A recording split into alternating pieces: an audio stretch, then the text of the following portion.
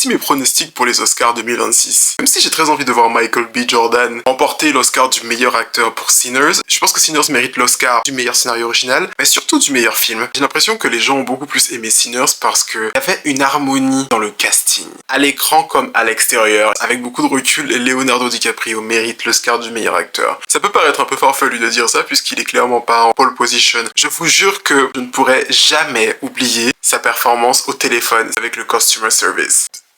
Et juste le fait que je retienne autant son rôle dans le film, je pense que ça en dit long. Jessie Buckley est en pole position pour Hamnet, mais pour ma part, après avoir vu Rose Byrne dans If I Had Legs, I'd Kick You, I wish qu'elle remporte cet Oscar, mais je pense que l'Oscar ira clairement à Jessie Buckley. Meilleur acteur dans un second rôle.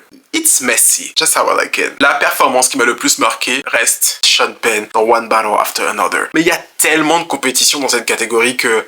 honnêtement, ça pourrait être n'importe qui. J'aurais souhaité voir Delroy Lindo gagner l'Oscar du meilleur acteur dans un second rôle pour Sinners, parce que j'aime bien le chaos, j'aime beaucoup Ryan Coogler, et je pense que s'il gagnait, tout le monde serait en mode « Wow !» et à la fois « Oh my god, like, what ?»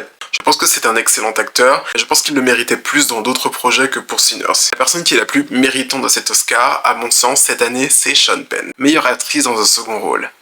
Oh, Diana. Je ne pense pas que sa performance mérite l'Oscar de la meilleure actrice dans un second rôle. Sincèrement, hein, elle est un peu en surplomb dans tout le film. Ça ne le fait pas pour moi. Vu les précédents prix, il y a de grandes chances que Amy Madigan remporte cet Oscar. Mais j'aurais aimé voir Wunmi Mosaku remporter cet Oscar. Parce que s'il y a bien un personnage qui m'a marqué dans ce film, c'est bien celui-ci. Je m'interroge toujours sur la façon dont il a été écrit et ce qu'il signifie. C'est-à-dire que j'ai plein de théories, j'en ai parlé à beaucoup de personnes, il m'intrigue toujours autant. Et je pense que comme le personnage de Teyana Taylor, il questionne pas mal de perceptions du rôle de la femme afro-américaine et son histoire.